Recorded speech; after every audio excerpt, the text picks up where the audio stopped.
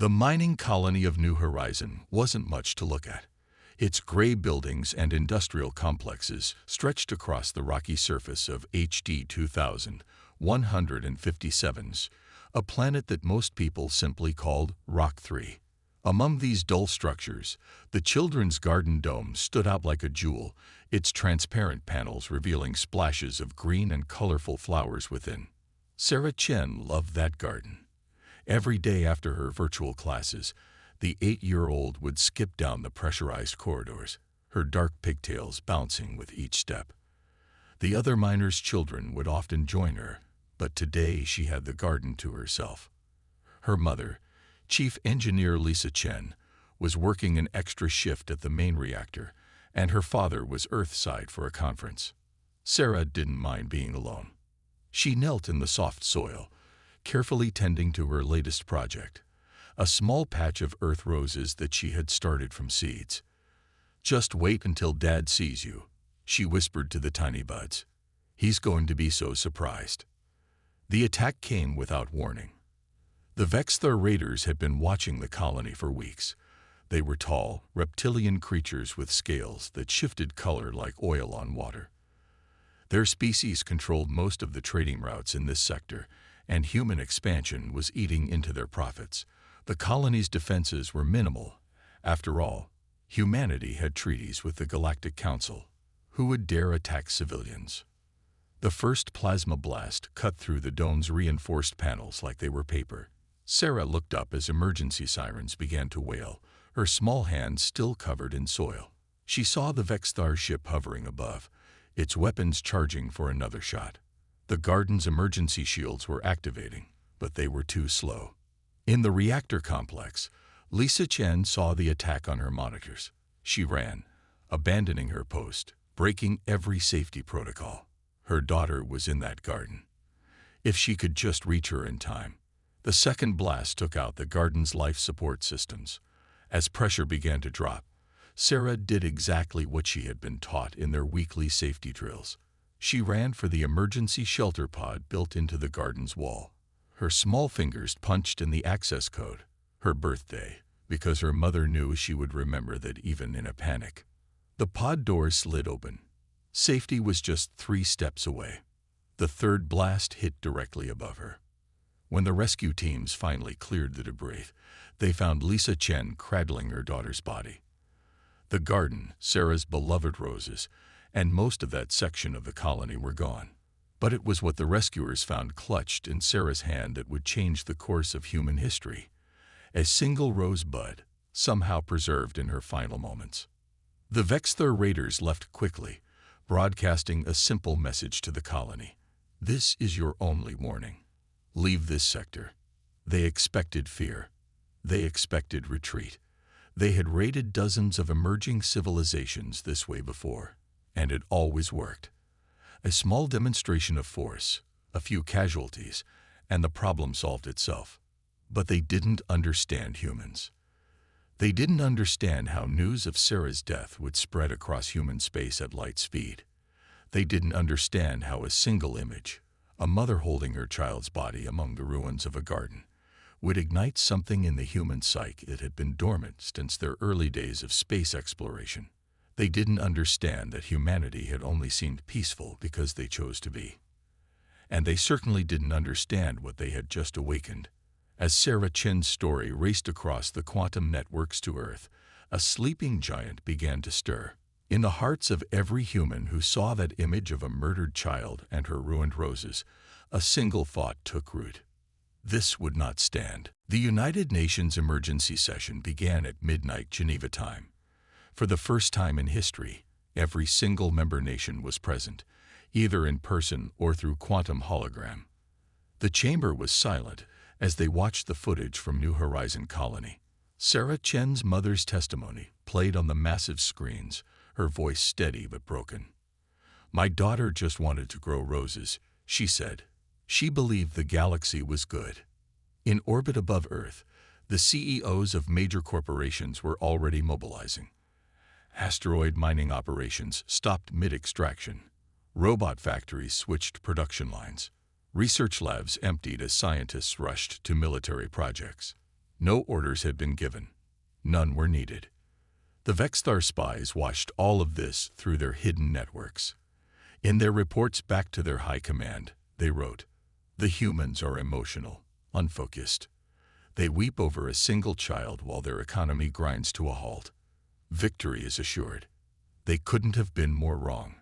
Within 24 hours, something unprecedented happened.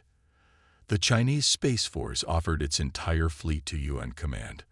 The American alliance followed suit, then Russia, India, the European Union.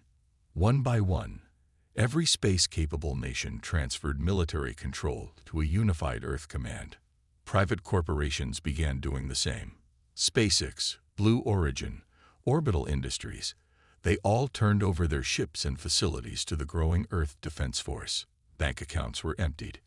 Personal fortunes were donated. Retired engineers came back to work. University students left their classes to help in the shipyards. The Vexthar spies reported this as chaos. Their analysts laughed at humans, throwing away their competitive advantages. They didn't understand that they were watching humanity discover its true competitive advantage, unity.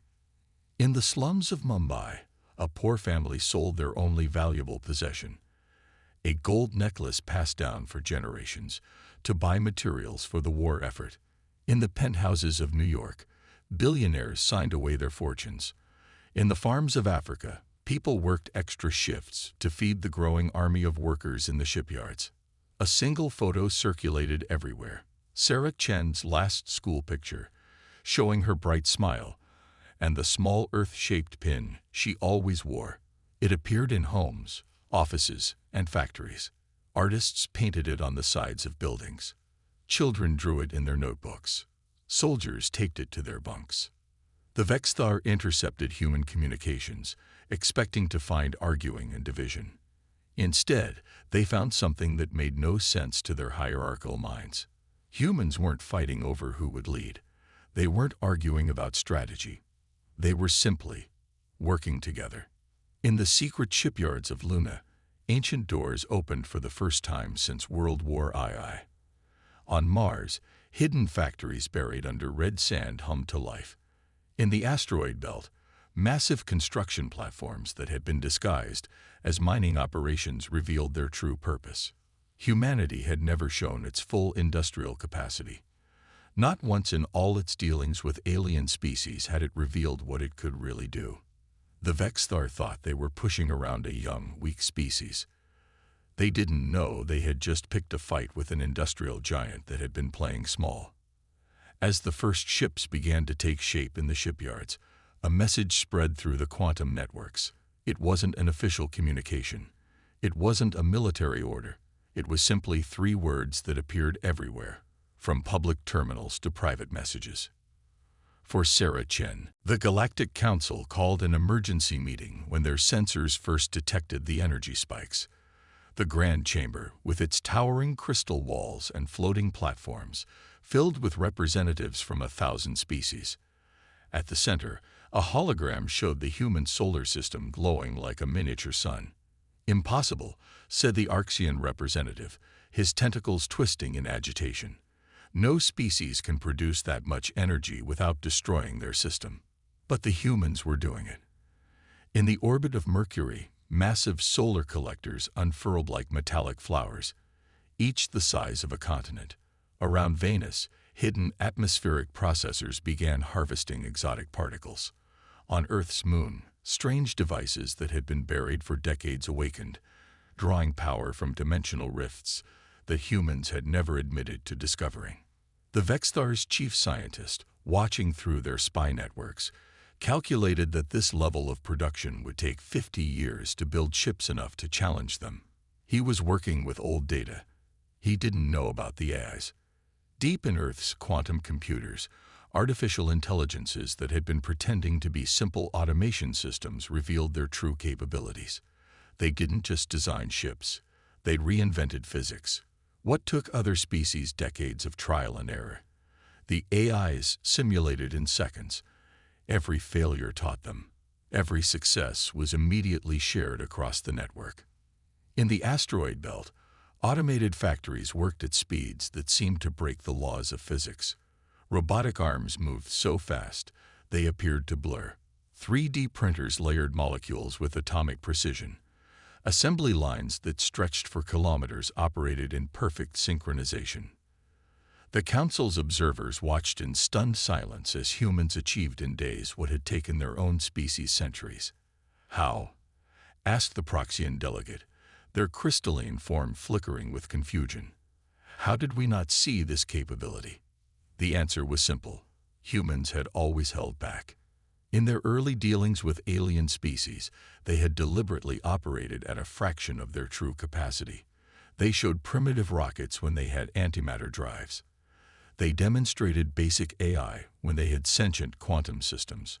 They played the part of the young, struggling species while building something far greater in secret. Now that facade was falling away. A Vexthar scout ship, hiding at the edge of the solar system, reported strange readings. The humans were building something in Jupiter's orbit, a construction yard that used the gas giant's entire magnetic field as a power source. The scout's captain watched in horror as machines the size of moons emerged from supposedly empty space, industrial capability that had been hidden in dimensional pockets. The Vexthar High Command finally began to worry when their long-range sensors detected similar energy signatures from every human colony simultaneously. Each human world, no matter how small or remote, was becoming a fortress of production. In their grand assembly hall, the Vexthar leaders gathered to discuss this threat. Their supreme commander, scales shifting from green to gray with concern, asked the question that was on everyone's mind. Why didn't we study them more carefully? On their screens, another human colony lit up with impossible energy readings. Then another, and another. The answer came from an old Vexthar historian, his scales faded with age. Because we saw what they wanted us to see. We thought they were showing off their strengths, when they were actually hiding them. In Earth orbit, the first of the new ships was taking shape. It was just the beginning. The first Dreadnought emerged from Jupiter's orbital shipyards like a rising star. Its hull was pitch black, absorbing all light that touched it. 5 kilometers long, it dwarfed every other ship humanity had ever built. But it wasn't just its size that made alien observers nervous. It was what the ship represented. That's impossible, muttered a Vexthar weapons expert, studying the scans. They've combined antimatter drives with quantum shields. The energy patterns should tear the ship apart. But the ship didn't tear apart. Instead, it moved with impossible grace for its size, performing maneuvers that seemed to ignore the laws of physics. Along its hull, strange patterns shifted and changed, as if the metal itself was alive. The name painted on its side read Sarah in 20 different human languages. Inside the ship, Captain Maria Santos walked through corridors that hummed with power. The crew worked in perfect silence, their movements precise and purposeful. Every person aboard knew about Sarah Chen. Many had pictures of her in their quarters. Some had children of their own back on Earth. All of them had volunteered for this mission. The ship's eye, more advanced than anything humanity had shown to the galaxy, spoke in a soft voice. All systems are operating at 300% of expected capacity, Captain. The quantum neural network is stable. This was another secret humanity had kept. They didn't just create artificial intelligence. They had learned to merge human intuition with machine precision. Every decision made on the ship was a perfect blend of human emotion and computer logic. The weapons were unlike anything the galaxy had seen. Plasma cannons merged with gravity beams. Quantum torpedoes carried payloads that could rewrite the laws of physics in a small area. The armor wasn't just strong. It adapted, learned, and evolved with each hit it took. But the most terrifying thing wasn't the technology. It was the purpose. Each ship was built for a single mission. They weren't designed for peace. They weren't built for exploration. They were made to be an unmistakable message to the galaxy. Never harm our children again. The Vexthar watched in growing horror as more ships emerged. First tens, then hundreds. Each one identical in its terrible purpose, yet unique in its capabilities. Some carried weapons that could disable entire fleets without destroying them. Others had shields that could protect whole planets. A young Vexthar admiral, trying to sound brave, said to his crew, "They're just ships. We have ships too." Then they saw what the ships could do together. In a test demonstration, broadcast on all frequencies for the galaxy to see, a fleet of just 10 dreadnoughts approached an uninhabited gas giant. Working in perfect harmony, they created a quantum field that literally moved the planet. Not destroyed it, moved it, like pieces on a game board. The message was clear. If humanity wanted destruction, they could have it. But these ships were built for something more precise, more purposeful, more terrifying than simple destruction. They were built to enforce justice. As the first 1,000 ships took formation around Earth, the Galactic Council called for emergency negotiations. But from Earth, there was only silence. In their stations and bases across the galaxy, the Vexthar began to understand what they had awakened. They hadn't just killed a child. They had given humanity a reason to show its true face to the galaxy. And that face was wearing black armor, 5 kilometers long. They came from everywhere at once, from behind Mars, from Jupiter's moons, from Earth's hidden shipyards, from dimensional pockets that shouldn't exist. 500,000 dreadnoughts, each one 5 kilometers of pure black metal, emerged into formation around Earth in perfect synchronization. The sight broke something in the Vexthar observers' minds. Their scales turned pale gray, the color of absolute terror. One of their sensor operators simply stood up and walked away from his post, retiring from military service on the spot. "Count them again," ordered the Vexthar High Commander, his voice shaking. 500,000, replied the tactical officer. Each one identical to the first. Each one. He paused, his scales rippling. Each one carrying enough firepower to destroy a solar system. The ships arranged themselves in a perfect sphere around Earth, their formation so precise it looked like a piece of art. From certain angles, the ships aligned to form Sarah Chen's face against the backdrop of space, a memorial visible from light years away. In the Galactic Council chamber, panic erupted. Species that had looked down on humanity for centuries suddenly remembered every small insult, every diplomatic slight, every trade deal that might have offended Earth. The Council's president, a usually calm being of pure energy, flickered with anxiety as they called for order. "We must negotiate," the president announced. "Surely humans will listen to reason." But Earth's quantum channels remained silent. No demands, no threats, no ultimatums, just 500,000 dreadnoughts waiting. The Vexthar began evacuating their worlds. Their ships, once proud symbols of their trading empire, now looked like children's toys compared to humanity's fleet. Civilian ships crowded their spaceports. The rich tried to buy their way onto evacuation vessels. The military leaders who had ordered the attack on New Horizon quietly disappeared into hiding. But they weren't fast enough. On the bridge of the flagship Sarah 001, Admiral Helena Chen, Sarah's aunt, sat in her command chair. She wore a simple black uniform with no medals or rank insignia. Her only decoration was a small pin showing a rose, similar to the ones her niece had been growing when she died. "All ships report ready," her AI reported. "The quantum network is stable. 500,000 crews await your command." Helena touched the rose pin gently. She had helped Sarah plant those roses, had listened to her niece talk about making the galaxy more beautiful. Now she would ensure no other child would suffer the same fate. "Begin operation." "Never again," she ordered. As 500,000 ships activated their drives, the combined energy output briefly outshone Earth's sun. In the Galactic Council chamber, the representatives watched in stunned silence as humanity's fleet moved with purpose toward Vexthar space. An ancient Arxian observer, watching through long-range sensors, summed up what everyone was thinking. "We thought humans were young, emotional, and primitive. We were wrong. They were patient, waiting, building. And now," He gestured at the endless fleet of dreadnoughts. Now we see what happens when humanity stops being patient. The fleet jumped to faster than light speed, leaving Earth behind. Each ship carried the same mission, branded into its quantum core: justice for Sarah Chen. The galaxy was about to learn why you don't kill human children. The Vexthar expected war. They expected destruction. They expected human revenge to come in the form of burning planets and shattered fleets. What they got was something far more terrifying. The first target was a massive Vexthar trading station near their home system. 5,000 dreadnoughts surrounded it in perfect formation.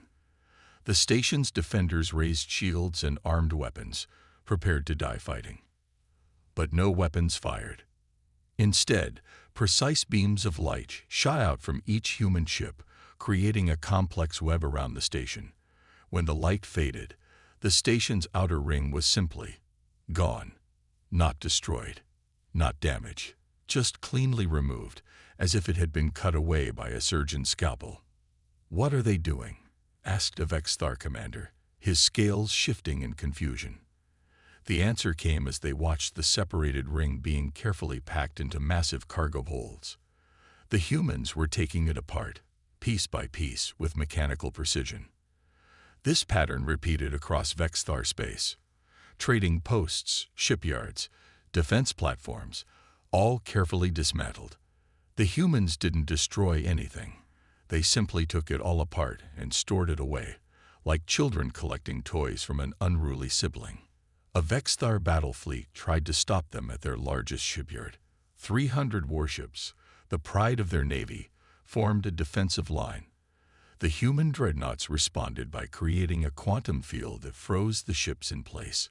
Then, with the same terrifying precision, they began removing pieces of each ship, engines, weapons, hull plates, while carefully preserving life support systems. "Please," begged the Vexthar admiral, watching his mighty fleet being dismantled like a puzzle. "Just destroy us instead." The human response came in a calm voice.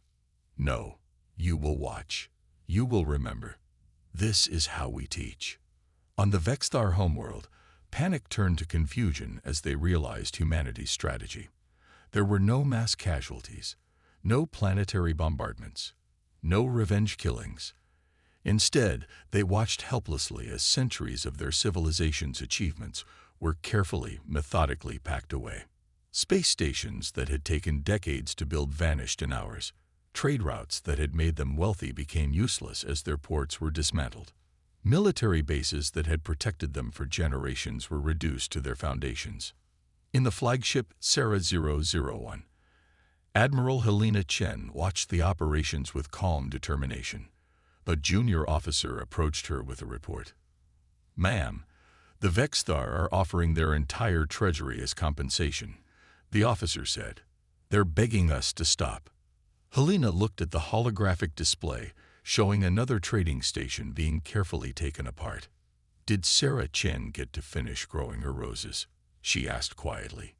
"No, ma'am." "Then we continue." The Galactic Council watched in amazement as humanity demonstrated a kind of warfare no one had seen before. There was no hatred, no rage, no revenge in the traditional sense, just the implacable, unstoppable dismantling of everything the Vexthar had built. A young Arxian diplomat, watching the proceedings, finally understood. "They're not destroying them," he explained to the council. "They're teaching them what it feels like to have everything you've built taken away from you, not through violence, but through precision." In Vexthar space, another station disappeared piece by piece, carefully packed away by ships that bore the name of a child who would never see her roses bloom. The Galactic Council chamber was packed with representatives from every known species. On the main display, a simple graphic showed the progression of humanity's operation. 70% of all Vexthar infrastructure had been systematically dismantled and removed. "But where are they putting it all?" asked the Proxian representative, their crystalline form glowing with curiosity. Nobody had an answer. The massive pieces of Vexthar civilization, space stations, shipyards, trading posts, simply vanished after the human ships collected them. Some theorized they were being stored in the same dimensional pockets humans had used to hide their shipyards. Others believed they were being converted into raw materials for more ships. The truth was simpler, and when it was discovered, it shocked the galaxy even more. A small research vessel from the Arxian Empire stumbled upon something strange in a distant, uninhabited solar system. There, orbiting a quiet red dwarf star, was a massive space museum. Every piece taken from the Vexthar was carefully arranged, preserved, and labeled. Below each exhibit was a simple plaque that read, "Remember Sarah Chen." The museum was open to visitors from all species. There was no entry fee, no guards, no restrictions. Just endless halls of Vexthar achievement, turned into a silent lesson about consequences. In Vexthar space, their civilization was falling back to a pre-space age level. Without their infrastructure, without their trading network, without their military installations, they were forced to look inward. Children in their schools asked why so much had been taken away. Parents had to explain about a human child named Sarah Chen. A group of Vexthar elders, their scales now permanently gray from stress, requested a meeting with human representatives. They were surprised when Admiral Helena Chen agreed to meet them personally. The meeting took place on neutral ground, a small station near the galactic core. The Vexthar elders arrived to find the station's main hall had been converted into a garden. In the center was a single earth rose, growing in a special container. "This," Admiral Chen said quietly, gesturing to the rose, "was the kind my niece was trying to grow when your raiders killed her." The eldest Vexthar, his scales almost white with age, bowed his head. "We have lost everything," he said. "Our civilization will take centuries to rebuild. What more do you want from us?" Helena touched the rose gently. "We want you to understand something that Sarah knew instinctively. The galaxy is big enough for everyone." She didn't try to own that garden dome. She just wanted to make it more beautiful. The humans' message spread across the galaxy. Species that had considered warfare and conquest as the only ways to show strength watched in amazement as humanity had demonstrated something different. The strength to enforce justice without revenge, to punish without destruction. Young Vexthar, growing up in their reduced circumstances, began asking different questions. Not about power or trade or military might, but about a human child who tried to grow roses on a distant world. In the Space Museum, a new wing opened. It displayed pictures and stories of children from every species in the galaxy, including the Vexthar. Above the entrance, a quote from Sarah Chen's last school essay was displayed. "Maybe if we all tried to grow something beautiful, the galaxy would be a better place." The lesson was clear. The galaxy was learning it, one visitor at a time. 10 years after Operation Never Again, the galaxy had changed. The 500,000 dreadnoughts that once struck fear into alien hearts now served a different purpose. Painted in peaceful white and gold, they patrolled trade routes and protected civilian ships of all species. On the former Vexthar homeworld, now a simple agricultural society, a new monument stood in the central plaza. It wasn't grand or threatening. Just a bronze statue of a small human girl kneeling in a garden, reaching out to touch a rose. The statue's base bore the words "Never Again" in every known language of the galaxy. Lisa Chen, Sarah's mother, visited the monument on the 10th anniversary. She wasn't sure what she would feel, seeing her daughter's image on the world of those who had taken her away. But when she arrived, she found something unexpected. The plaza was full of children. Vexthar children, their scales shimmering in bright, hopeful colors. Each one carried a potted earth rose. They had grown them themselves, part of their world's new educational curriculum. Every child learned to care for a rose while learning about Sarah Chen and the importance of peace. "Your daughter," said their teacher, her scales shifting in respectful blue patterns, "taught us more in death than our greatest philosophers taught us in life." The Sarah Chen Convention, now the cornerstone of galactic law, protected civilians of all species during conflicts. The punishment for breaking it wasn't death or destruction, it was education. Violators were sentenced to tend gardens in the Great Space Museum, learning about the lives of those they had harmed. Admiral Helena Chen had retired. She now served as the curator of the Space Museum, which had become the most visited site in the galaxy. In its halls, the carefully preserved pieces of Vexthar civilization stood as a reminder. But they were no longer just symbols of punishment. They had become teaching tools. We could have destroyed them, Helena explained to a group of young diplomats from various species. But destruction teaches nothing. Sarah would have wanted us to plant seeds of understanding instead. The Dreadnoughts themselves had become symbols of this new philosophy. When pirates or raiders threatened civilian ships, they didn't fire weapons. Instead, they projected holograms of Sarah's garden, showing the beauty that violence destroys. Most attackers surrendered immediately, having heard the stories of what happened to the Vexthar. In orbit around Earth, a new space station was completed, the Sarah Chen Academy of Galactic Peace. It accepted students from all species, even the Vexthar. Its massive garden domes grew roses from Earth alongside plants from 1,000 worlds. Lisa Chen was invited to speak at the Academy's opening ceremony. Looking out at the audience of young faces, human, Vexthar, Arxian, Proxian, and dozens more, she finally found the words she had been searching for since Sarah's death. "My daughter loved to grow things," she said, her voice steady. She believed that every seed, properly tended, could become something beautiful. Today, I see her greatest garden, not of roses, but of peace. It grew from the darkest soil of tragedy, watered with tears of all species, and now blooms across the galaxy. In the Academy's central garden, Sarah's original roses, recovered from the ruins of New Horizon and carefully regrown, bloomed once again. Next to them, Vexthar crystal flowers sparkled, their colors changing to match the roses. Different, but equally beautiful, just as Sarah would have wanted. The galaxy had learned its lesson. Never again would a child's garden be destroyed by hatred. Never again would innocent lives be taken for power. And if anyone forgot these lessons, 500,000 white and gold dreadnoughts stood ready to teach them again, not through destruction, but through the patient cultivation of understanding. Just like growing roses.